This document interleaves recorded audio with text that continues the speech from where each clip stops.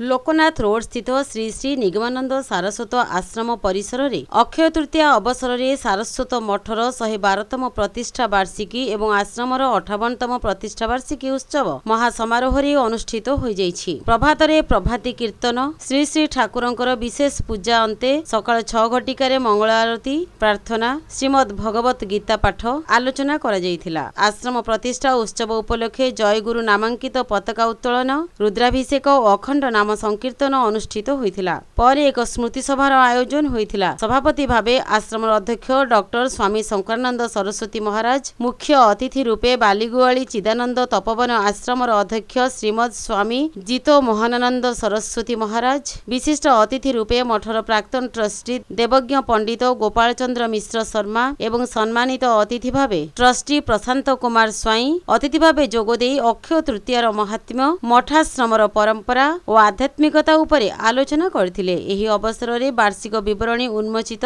होइथिबा बेले श्रीमद् भागवत सप्ताह पारायण कथायज्ञ एवं 108 पारायण यज्ञर शुभ उद्घाटन करा जायथिला। पुरी, खोर्धा, भुवनेश्वर, कटक, नयागढ़, ढेंकानाल, जाजपुर, जगतसिंहपुर, केन्द्रापड़ा, भद्रक, बालेश्वर, मयूरभंज, गंजाम, कोरापुट, पश्चिमबंग प्रभृति विभिन्न प्रांतरू प्राय सहस्राधिक भक्त एकत्र होइथिले।